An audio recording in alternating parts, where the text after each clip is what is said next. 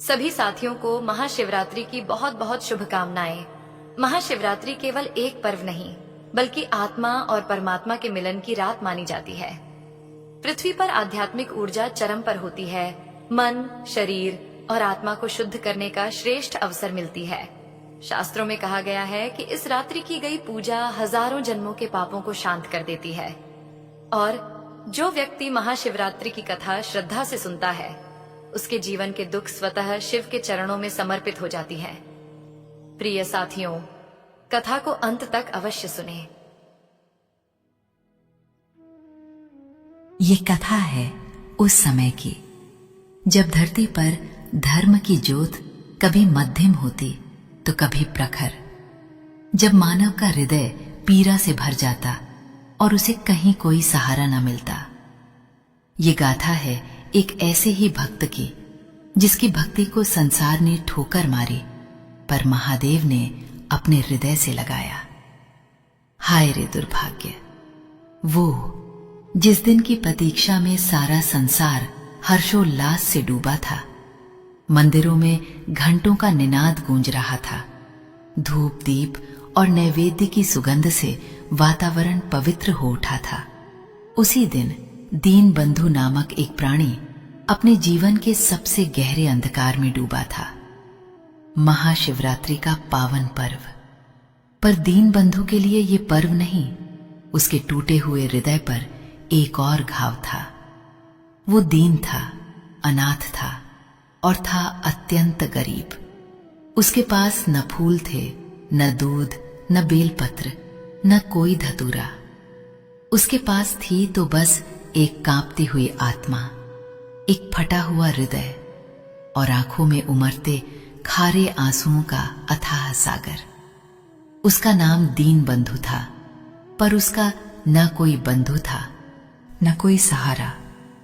गांव के बाहर एक टूटी फूटी झोपड़ी में वो अकेला रहता, जो शायद ही उसे तूफानों से बचा पाती। भूख उसकी नित्य सहचरी थी और अपमान उसके जीवन का दूसरा नाम। गांव में जब भी कोई पर्व आता, लोग उसे और धिक्कारते। अरे ये अपशकुनी कहां से आ गया? कोई चिल्लाता। हटो हटो, इसकी काली सूरत देख ली तो दिन बिगड़ जाएगा। कोई दुकान वाला उसे अपने पास भटकने भी नहीं देता। उसके शरीर पर मैले कुचैले फटे पुराने वस्त्र थे, जो शायद ही उसके तन को ढक पाते थे। बाल बिखरे हुए, आंखें धसी हुई और चेहरा भूख व पीड़ा से जुर्रीदार। एक बार की बात है, गांव के मुखिया के घर विवाह था। दीन बंधु ये सोचकर कि शायद आज उसे कोई एक निवाला दे दे, हिम्मत करके उस घर के आंगन के बाहर जा खड़ा हुआ। उसकी आंखों में आशा की एक हल्की सी किरण थी, पर मुखिया के बेटे ने उसे देखते ही एक लकड़ी उठाई और जोर से चिल्लाया, भाग जा यहां से मनहूस, तेरी वजह से हमारा शुभ कार्य बिगड़ जाएगा। हट जा, नहीं तो हड्डी पसली एक कर दूंगा। लकड़ी की मार उसके दुबले पतले शरीर पर पड़ी और वो दर्द से कराहता हुआ, डगमगाता हुआ वहां से दूर भागा। उसकी आंखों से आंसू नहीं, मानो रक्त की बूंदें निकल रही थीं। वो दिन था जब उसने सोचा, क्या मेरा जन्म केवल मार खाने और धिक्कारे जाने के लिए हुआ है? क्या इस संसार में कोई नहीं जो मुझे अपना कहे? एक अन्य अवसर पर वो बहुत भूखा था। एक मंदिर के पास प्रसाद बंट रहा था। उसने सोचा, महादेव के द्वार पर तो कोई भूखा नहीं रहता। वो धीरे धीरे मंदिर की सीढ़ियां चढ़ने लगा। जैसे ही वो प्रसाद के पात्र के पास पहुंचा, एक पंडित जी ने उसे देखा और क्रोधित होकर बोले, खबरदार, तू यहां कैसे आ गया? तू तो नीच जाति का है, अपवित्र है, मेरे प्रसाद को भ्रष्ट मत कर। और उन्होंने एक लाठी उठाई। भाग जा, नहीं तो मार मार कर तेरा कचूमर निकाल दूंगा। दीन बंधु की आंखों में एक बार फिर अपमान के आंसू तैर गए। उसका हृदय चीत्कार कर उठा, महादेव, क्या तेरे दरबार में भी मेरे लिए कोई जगह नहीं? क्या मेरी भूख, मेरी पीड़ा, मेरी भक्ति सब व्यर्थ है? वो बिना प्रसाद लिए सिर झुकाए उस पवित्र स्थान से भी दुत्कार कर भगा दिया गया। उसके मन में हजारों प्रश्न उठते जिनका कोई उत्तर न था। उसका मन एक टूटा हुआ शीशा था जिसमें हर दिन अपमान और उपेक्षा की चोट से और दरारें पड़ती जा रही थीं। उसका भाग्य उसे हर जगह से ठुकरा देता। वो काम मांगने जाता तो लोग उसे अकर्मण्य, चोर और नीच कहकर भगा देते। कभी कभी तो लोग उसे बेवजह पीट देते, सिर्फ इसलिए कि वो गरीब था, अकेला था और कोई उसका पूछने वाला नहीं था। वो अक्सर रात के अंधेरे में अपनी झोपड़ी के बाहर बैठकर रोता रहता। हे महादेव, तूने मुझे क्यों बनाया? क्यों दिया मुझे ये जीवन जिसमें केवल पीड़ा और अपमान भरा है? क्या मेरा कोई अपराध है? क्या मैं तुझसे इतना भी नहीं मांग सकता कि एक पल के लिए ये दुख थम जाए? उसके आंसू, उसकी आहें, उसकी चीखें सब उस वीरान रात की हवा में विलीन हो जाती। कोई सुनने वाला न होता। और आज महाशिवरात्रि थी। गांव के मंदिर से भजन कीर्तन की ध्वनि आ रही थी। लोग नए वस्त्र पहने, हाथों में पूजा के थाल लिए मंदिर की ओर जा रहे थे। दीनबंधु अपनी जीर्ण शीर्ण झोपड़ी में बैठा बाहर चमकते दीपों और मंत्रोच्चार की ध्वनि को सुन रहा था। उसके हृदय में एक अजीब सी कसक उठ रही थी। सबके पास कुछ है अर्पित करने को, फूल, दूध, फल। मेरे पास क्या है? मेरा तो ये टूटा हुआ मन ही मेरा सब कुछ है। उसके मन में एक विचार कौंधा। आज तो महादेव का महापर्व है। क्या आज भी वे मुझे अपने द्वार से धिक्कार देंगे? नहीं, आज मैं जाऊंगा, चाहे कुछ भी हो जाए। मैं अपने महादेव के सामने जाकर अपनी व्यथा कहूंगा। उसने अपने फटे पुराने कपड़े कसे जो पहले से ही तार तार थे। उसके पैर लरखरा रहे थे। पेट में भूख की आग जल रही थी, पर उसके हृदय में एक अजीब सी शक्ति उमड़ रही थी, शिव के प्रति अनन्य भक्ति की शक्ति। वो धीरे धीरे कांपते कदमों से गांव के मुख्य शिवालय की ओर बढ़ा। रास्ते में कई लोगों ने उसे देखा। किसी ने मुंह फेर लिया, किसी ने भाग यहां से कहकर डांट दिया, पर दीनबंधु ने किसी की ओर नहीं देखा। उसकी आंखों में केवल मंदिर का शिव शिखर था। जैसे तैसे वो मंदिर के गर्भगृह तक पहुंचा। अंदर उत्सव का माहौल था। भक्तों की भीड़ थी। कोई दूध चढ़ा रहा था, कोई जल, कोई बेलपत्र। पंडित जी ऊंचे स्वर में मंत्रोच्चार कर रहे थे। दीनबंधु एक कोने में भीड़ से दूर शिवलिंग के ठीक सामने घुटनों के बल बैठ गया। वो इतना थक चुका था, इतना टूट चुका था कि उसके पास कुछ कहने की शक्ति ही नहीं थी। उसके पास न फूल थे न दूध, सिर्फ टूटा हुआ मन और सच्चे आंसू। उसकी आंखें शिवलिंग पर टिकी थीं। धीरे धीरे उसकी आंखों से आंसुओं की धारा बह निकली, पहले धीमी फिर तीव्र। वे आंसू उसके गालों से होते हुए उसकी दाढ़ी में और फिर मिट्टी पर गिरने लगे। वो सिसकने लगा। उसकी सिसकियां धीरे धीरे रुदन में बदल गईं। वो फूट फूट कर रोने लगा। अपनी सारी पीड़ा, सारा अपमान, सारा दुख उन आंसुओं में घोलकर शिवलिंग के चरणों में अर्पित कर रहा था। उसके होंठ कुछ कह नहीं रहे थे, पर उसका हृदय चीत्कार कर रहा था। हे मेरे महादेव, हे मेरे नाथ, तू जानता है मेरे पास कुछ नहीं है। आज मेरे ये आंसू ही मेरा अभिषेक है। मेरा ये टूटा हुआ मन ही मेरा बेलपत्र है। मेरी ये करुणा ही मेरा पुष्प है। स्वीकार करो मेरे प्रभु, मेरी इस अभागी आत्मा को स्वीकार करो। वो बिना किसी संकोच के, बिना किसी भय के अपनी सारी वेदना उस पवित्र शिवलिंग के सामने उड़ेल रहा था। उसका शरीर कांप रहा था, हृदय फट रहा था। उस क्षण उसे संसार की कोई सुध नहीं थी, बस उसका महादेव था और उसकी अनकही पीड़ा। उसकी आंखों से बहते आंसू, जिन्हें दुनिया ने कभी एक बूंद भी महत्व नहीं दिया था, आज शिवलिंग को अभिषेक कर रहे थे। उसकी हर सिसकी, हर आह मानो महादेव को पुकार रही थी। उसी क्षण कैलाश पर श्वेत हिम मंडित शिखर पर माता पार्वती और भगवान शिव विराजमान थे। शिव अपने ध्यान में लीन थे और माता पार्वती अपने प्रिय स्वामी की सेवा में तत्पर थीं। पृथ्वी पर महाशिवरात्रि का महापर्व चल रहा था और कैलाश से सब कुछ साफ दिख रहा था। माता पार्वती ने देखा पृथ्वी पर मंदिरों में भक्तगण धूमधाम से पूजा अर्चना कर रहे हैं। वे प्रसन्न हुई। तभी उनकी दृष्टि एक छोटे से अंधेरे से कोने में बैठे एक प्राणी पर पड़ी। एक अत्यंत दुर्बल जीर्ण शीर्ण देह जो फूट फूट कर रो रही थी। हे महादेव! माता पार्वती का कोमल हृदय विचलित हो उठा। ये कौन है? ये प्राणी इतना दुख क्यों भोग रहा है? इसकी ये करुण पुकार मेरे हृदय को भी विदीन कर रही है। भगवान शिव ने धीरे से अपनी आंखें खोली। उनकी दृष्टि भी उस दीनहीन भक्त पर पड़ी। उन्होंने एक पल के लिए अपने मुख पर एक हल्की सी मुस्कान धारण की, जैसे वे पहले से ही सब जानते हों। माता पार्वती ने देखा कि उस भक्त के पास न तो कोई सामग्री है, न कोई पुष्प, न कोई जल। वो बस अपने आंसू बहा रहा था। नाथ, ये कैसा भक्त है? इसके पास कुछ नहीं है, फिर भी इसकी भक्ति में ऐसी आग है कि मेरे रोम रोम को जला रही है। इसके आंसुओं में इतनी पीड़ा है कि मेरा हृदय पिघला जा रहा है। हे स्वामी, क्या ये उचित है कि आपका इतना सच्चा भक्त इतनी वेदना सहे? इसे तो लोगों ने हर जगह से दुत्कार दिया है, डांट कर भगा दिया है।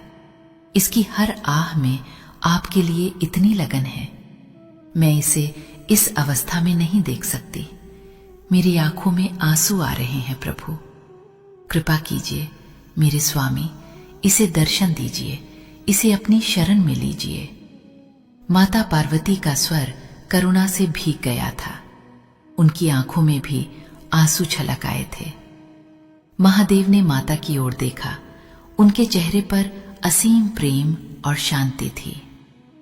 देवी, तुम तो जगन माता हो।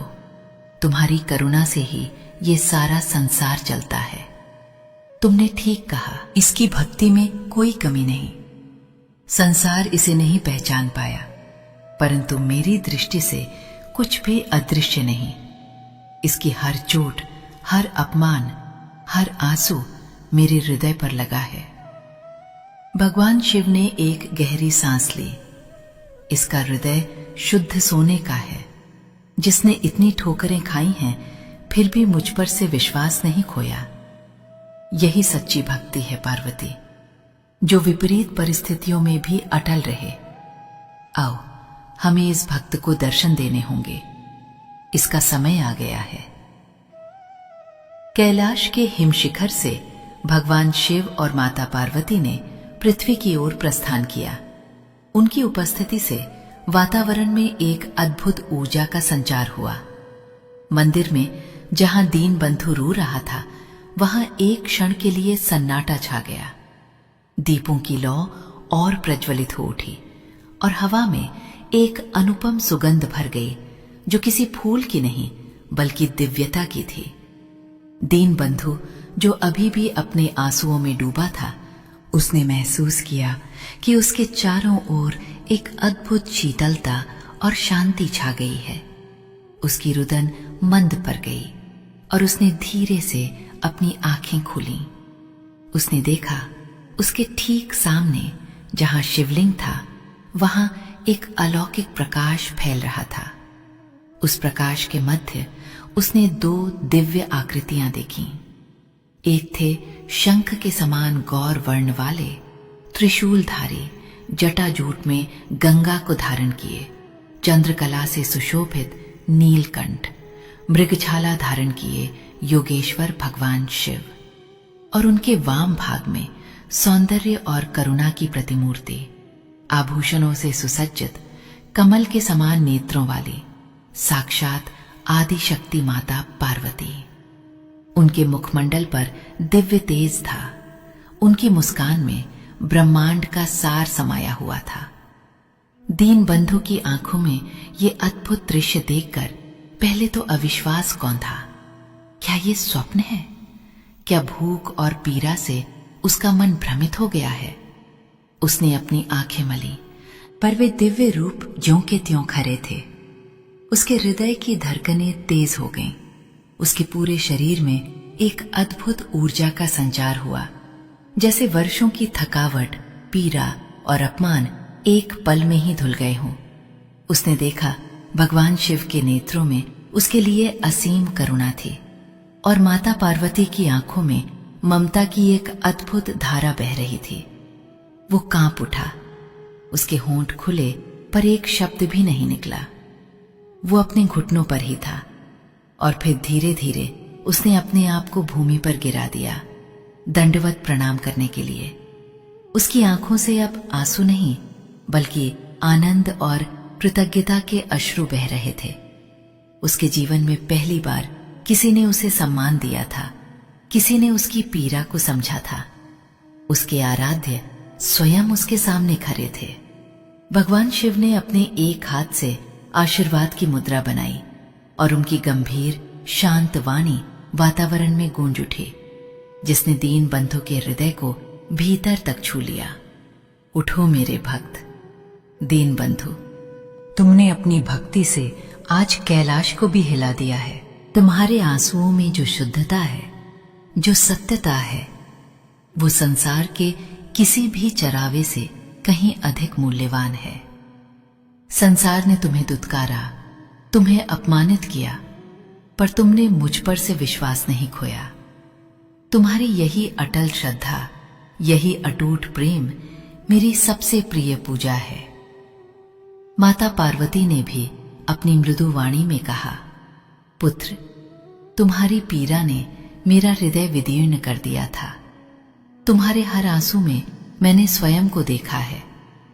आज से तुम्हारे सारे दुख समाप्त होते हैं। तुम्हारी भक्ति के बल पर तुम्हें वो सब मिलेगा जो तुमने कभी सोचा भी ना होगा। दीन बंधु ने धीरे धीरे अपना सिर उठाया।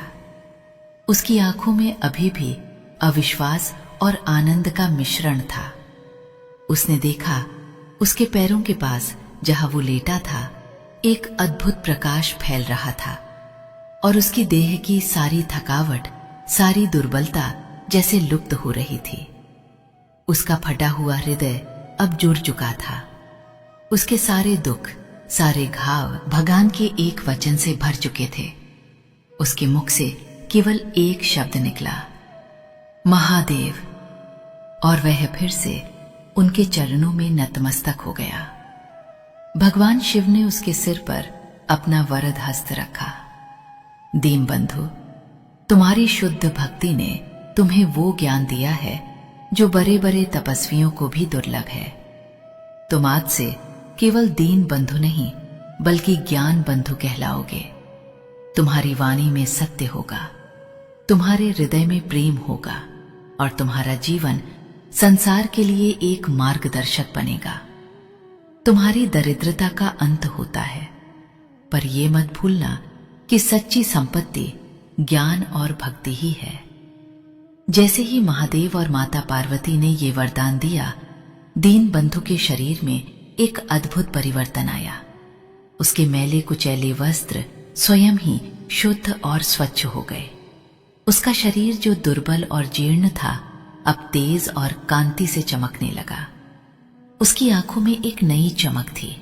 उसके मुख पर एक अद्भुत शांति। वो उठ खड़ा हुआ। उसके चारों ओर खड़े अन्य भक्तगण जो इस अद्भुत दृश्य के साक्षी बने थे, स्तब्ध थे।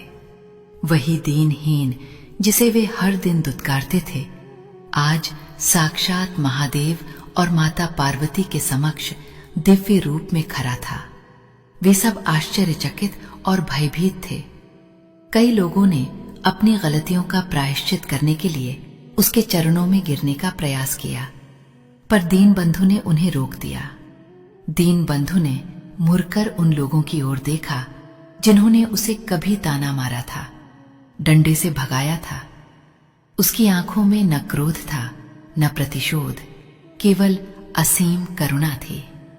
उसने हाथ जोर कर कहा, मेरे बंधुओं, आप सबने जो कुछ भी किया वो केवल आपकी अज्ञानता के कारण था। मैं आप सबसे क्षमा मांगता हूं। यदि मेरी उपस्थिति से आपको कभी कोई कष्ट हुआ हो।